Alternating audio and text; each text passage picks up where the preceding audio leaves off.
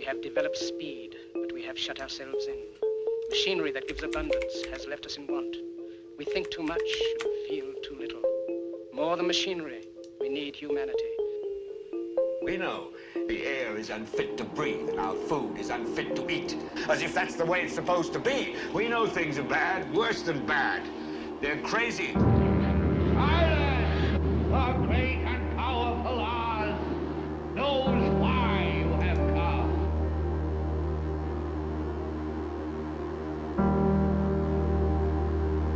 You've got to say, I'm a human being. God damn it. My life has value. You have meddled with the primal forces of nature.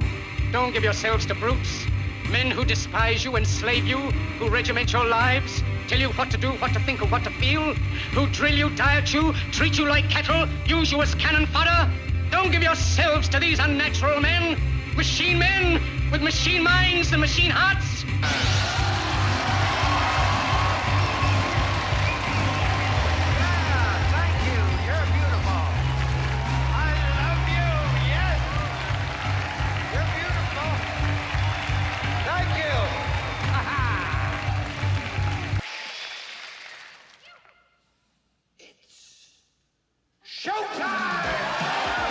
It's time to buckle up for making sense of the madness. And who loves you? And who do you love?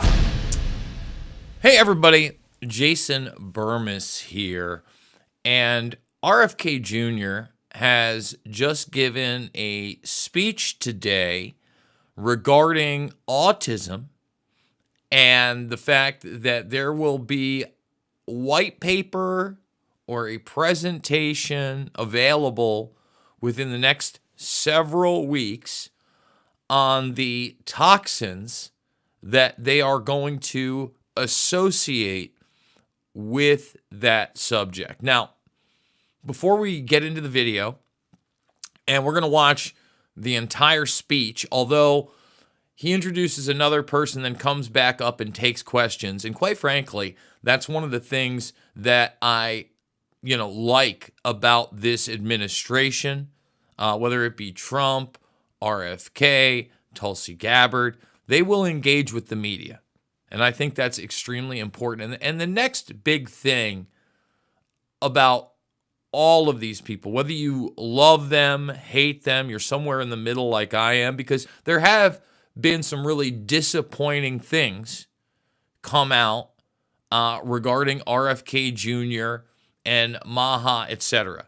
However, the reformulation of the food is very real, as they're about to get rid of a ton of these different ingredients.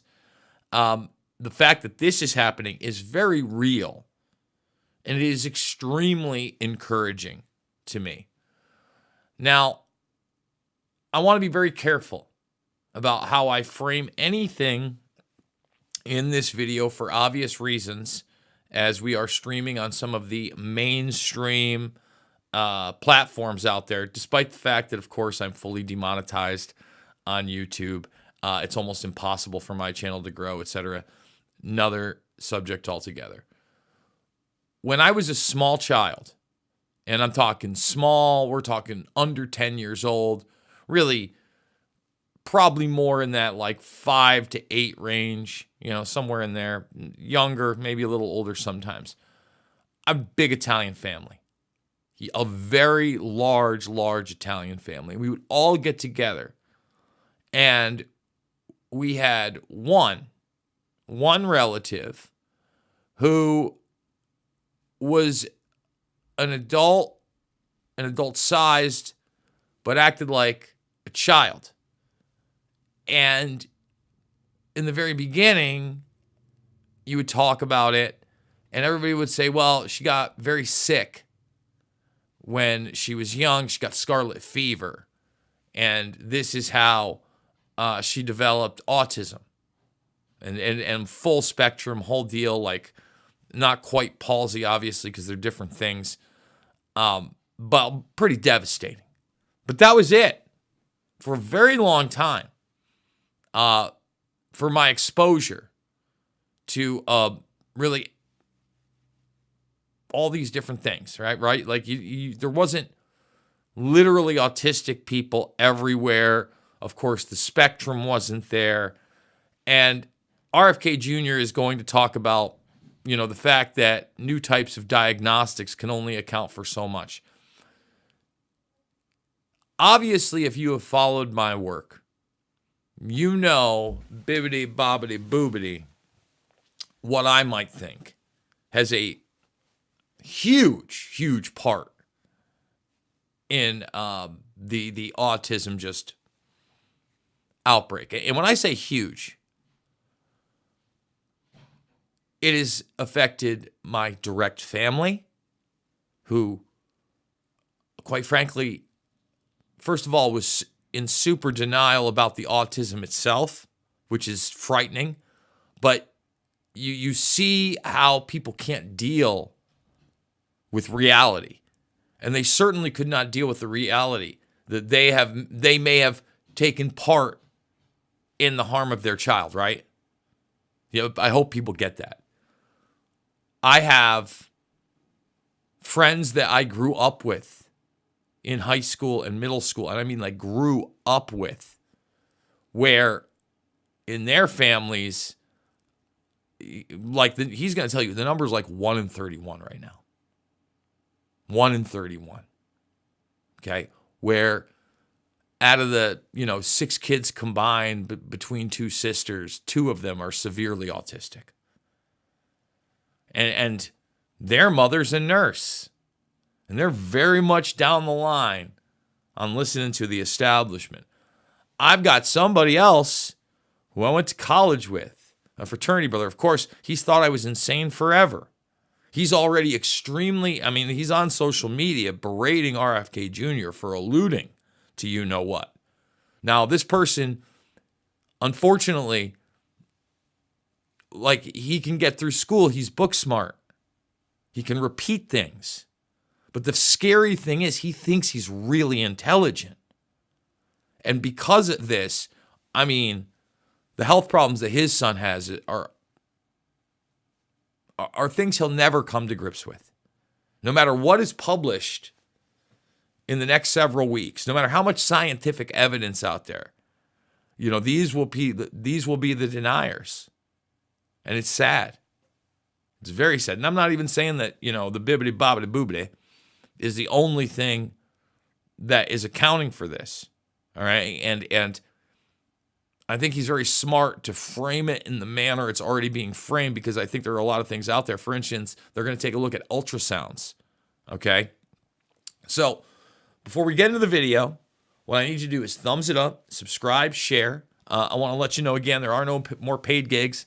I need your help now more than ever. $5, $10, $15, big donors. You absolutely mean the world to me.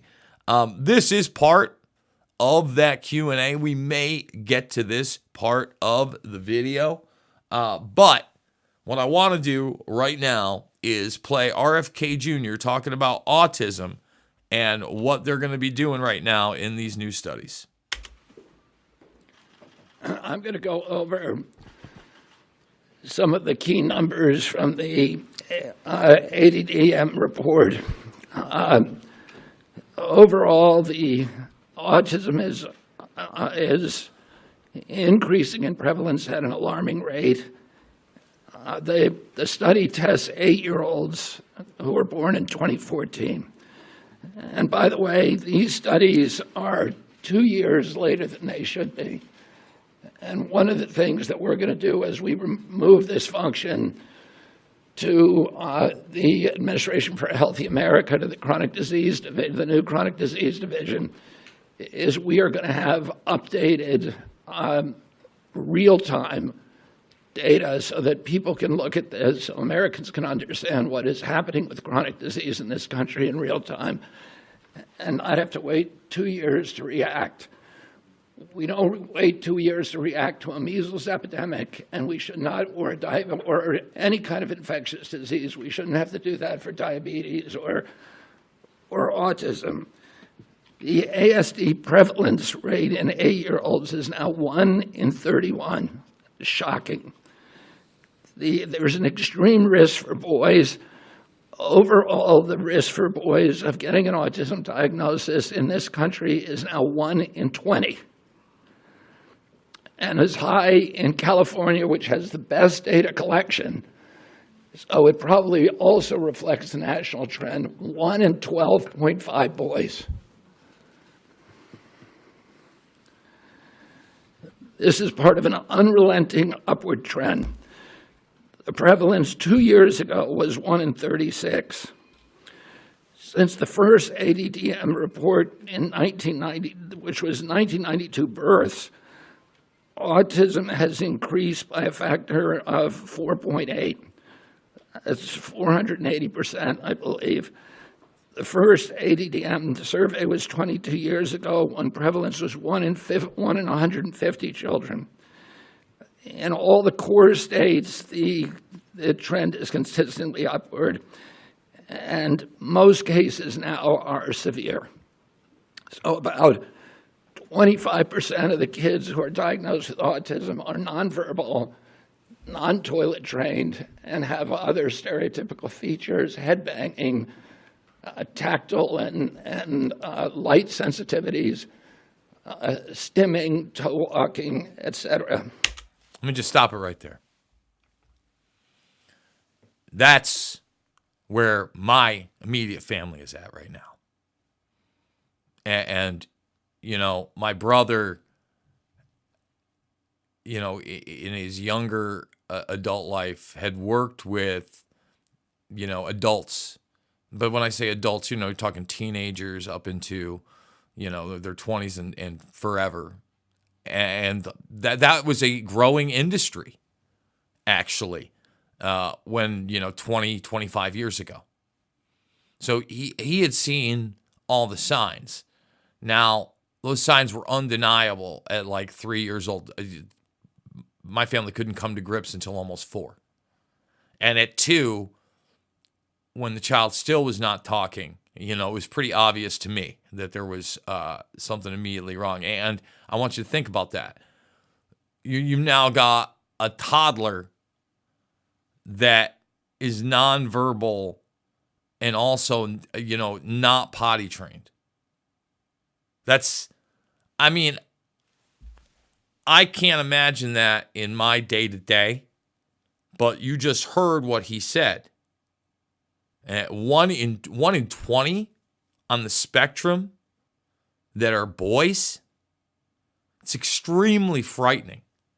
And he's so correct when he said, yeah, people want to expect me to wait 2 years for something. We don't wait 2 years for something that has just incrementally been increasing at an alarming rate and affects, did a video earlier today where Katy Perry was so concerned about the children. I mean, how concerned about the children are people really if this isn't like a numero uno issue? Let's get back to RFK Jr. One of the things that I think that we need to move away from today is this ideology that the autism diagnosis, that the autism prevalence increases, the relentless increases, are simply artifacts of better diagnoses, better recognition, or changing diagnostic criteria. If you look at Table 3 of the ADDM report, it's clear that the rates are real, that they are increasing in the last 10 years, which is beginning with the first one, year by year, there is a steady, relentless increase. I want to, because this epidemic denial has become a feature in the mainstream media, and it's based on an industry canard. And obviously, there are people who don't want us to look at environmental exposures. And so I want to just read you some of the little excerpts from some of the older studies. The baseline for autism in this country was established with the largest epidemiological study in history, a study of all 900,000 children in the state of Wisconsin. children under the age of 12, they found 0.7 children had autism in every 10,000. That's less than 1 in 10,000. Today we're at 1 in 31.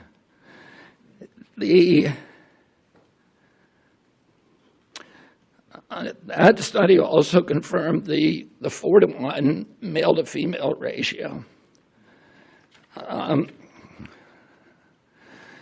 There were at that time just over 60 children in Wisconsin with autism.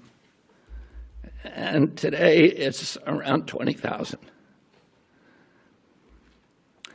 In 1987, there was another exhaustive study, a peer-reviewed study in North Dakota, set out to count every child in the state with a pervasive developmental disorder, including autism.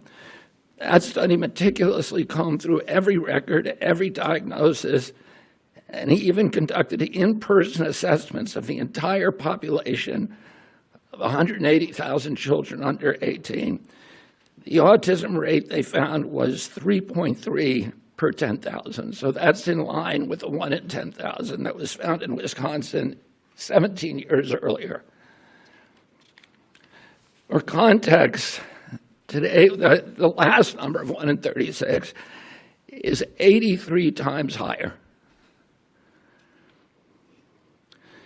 In 1987, out of every 1 million kids, 330 were diagnosed with autism. Today, there are 27,777 for every million.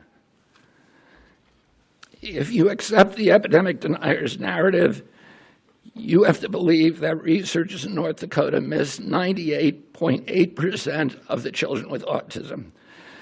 That thousands of profoundly disabled children were somehow invisible to doctors, teachers, parents, and even their own study.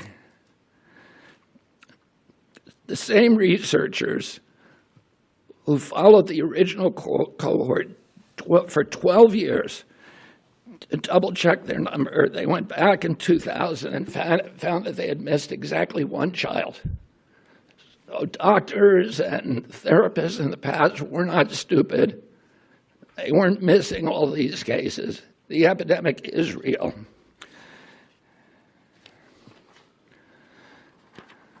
Between 1959 and 1965, researchers from 14 hospitals associated with major universities undertook the National Collaborative Perinatal Project, tracking 30,000 children from birth to age 8. This was no half-baked survey-based analysis.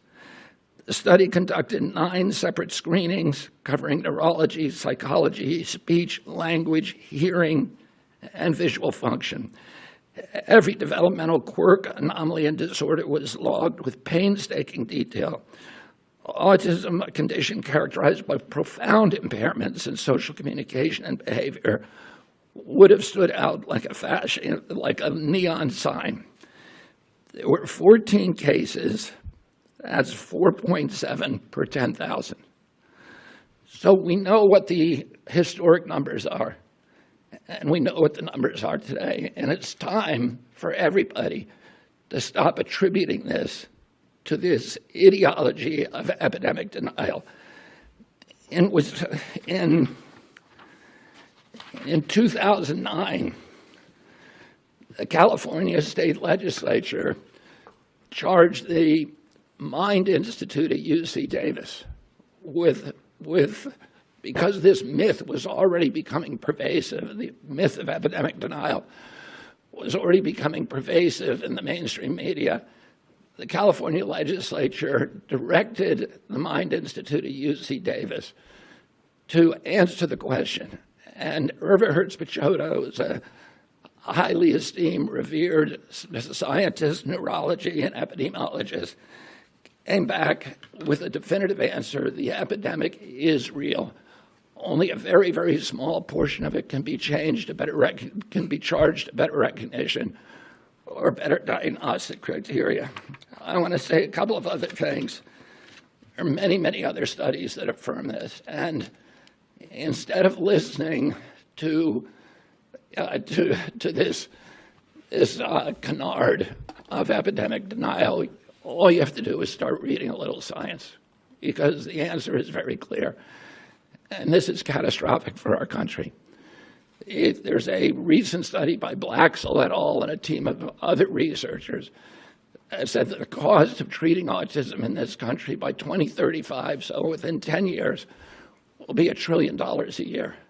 This is added to already astronomical healthcare costs.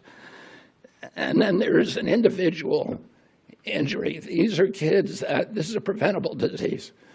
We know it's an environmental exposure. It has to be. Genes do not cause epidemics. They can provide a vulnerability. You need an environmental toxin.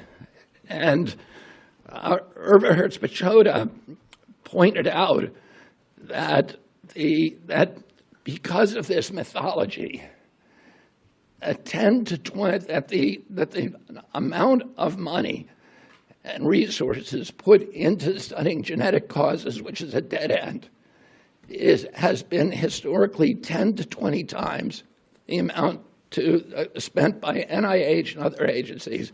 And let me just stop it right there just for a moment. Think about that, folks. They've directed all of this money into this pit of research they know is going nowhere, because it's a fraction of what the profits are and what the agenda is. And the agenda is not for us to live long, happy lives, to be intelligent and embrace critical thinking and have abundance and share that abundance with others. No, it is to restrict our consciousness, change and alter our values, and unfortunately devastate and decimate humanity in favor of a transhumanist, post-human, non-human ideology, in my opinion. So let's continue with RFK. To study environmental factors, to study exposures, to study external factors, and that's where we're going to find the answer. This is an individual tragedy as well. Autism destroys families. More importantly, it destroys our greatest resource, which are our children. These are children who should not be suffering like this. These are kids who, many of them were fully functional and regressed because of some environmental exposure into autism when they're 2 years old.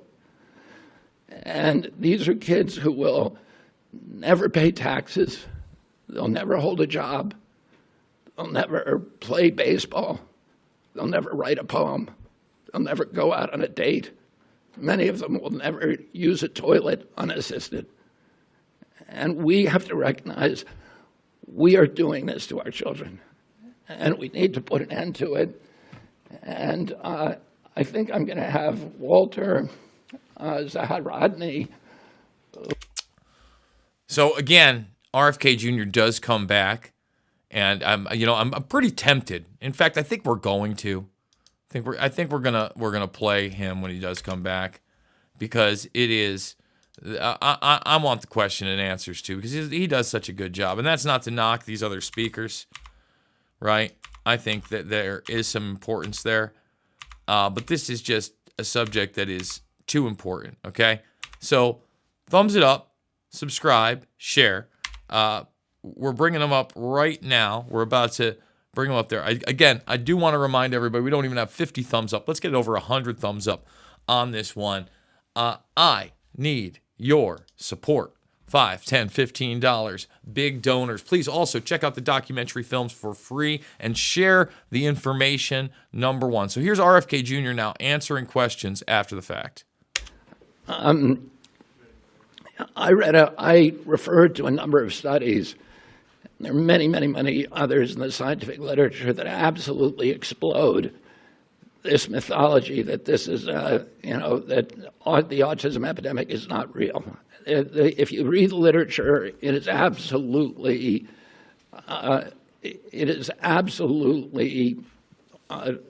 indefensible to continue to promote this. But it doesn't take you to read the literature. It just takes a little common sense. If autism, if the epidemic is an artifact, a better diagnostic criteria or better recognition, then why are we not seeing it in older people? Why is this only happening in young people? You know, I asked Walter before we came out here, I said, have you ever seen anybody our age? I'm 71 years old with full-blown autism, head banging, nonverbal, non-toilet trained, stimming, toe walking, these other stereotypical features. Where are these people walking around the mall? You can't find them. They're not in homes. There are no homes for them.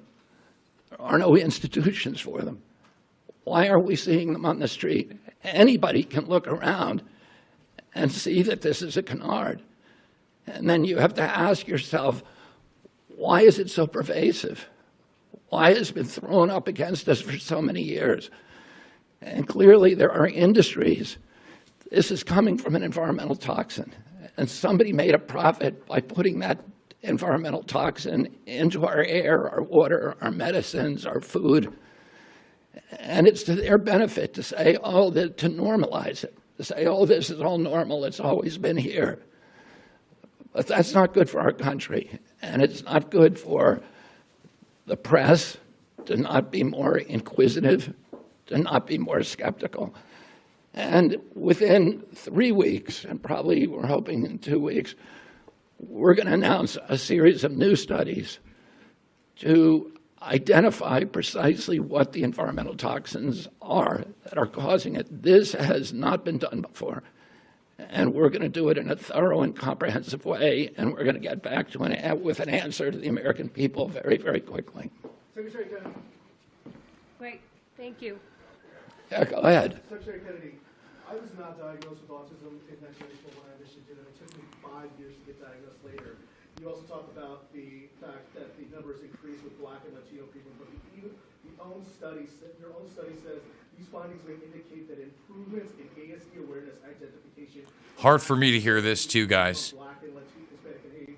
I was trying to pick up what I could, but we'll see what the response is to this. Do you think that, are you denying that in the past Black, Latino, and AAPI people had not been diagnosed, they had been diagnosed with behavioral disorders? So now he's bringing up the identity politics card here. It's very bizarre. Well, yeah, and there are small slivers of the autism epidemic, maybe 10% to 25% according to the studies. Highest studies are around 25%. That can be attributed to better recognition and better diagnosis. That means 85% are still, or 75% to 80% are part of an epidemic, and that's too many. And that is what we need to redress. Walter, do you have something you'd like to add? There's better recognition of autism and better awareness because there are more children with autism, and the professionals have greater reason to learn from what their experience and to diagnose. I wish the contrary was true, but it's not like better awareness pushes something that's not there. Rather, something that's there is being recognized. Can you please say your first and last name? I think we're going to end it there, guys. You know, I was going to go through the whole thing. Yeah, we will play this clip right here of RFK Jr. talking about ultrasounds. Here you go. Congress said to EPA, ordered EPA to tell us what year the autism epidemic. Scientists came back and said it happened in 1989. Oh, you have to find a toxin that became ubiquitous around that time period. And that affected every demographic from Cubans in Key Biscayne to Inuit in Alaska. And that affects boys at a 4-to-1 ratio as girls. There's a limited universe of those, but actually it's quite large. And, Eberhard Spichota was the one who suggested that one of the things we have to look at is ultrasound. I don't think that that's probably a factor, but it's one of the exposures that became ubiquitous during that period, and we're going to look at all of them agnostically. Folks, Congress. that is going to do it for the broadcast. You know the drill. It is not about left or right. It is always about right and wrong. I think this is going in the right direction. I hope you do check out the links down below. Support the broadcast. Watch the documentary films. Of course, follow me on the alternative platforms. You know, if you follow me on X, there's a lot of stuff that we don't actually cover here that does at least get a little bit of a nudge there. So please check that out. I absolutely love you guys, and we'll see you on the flip it.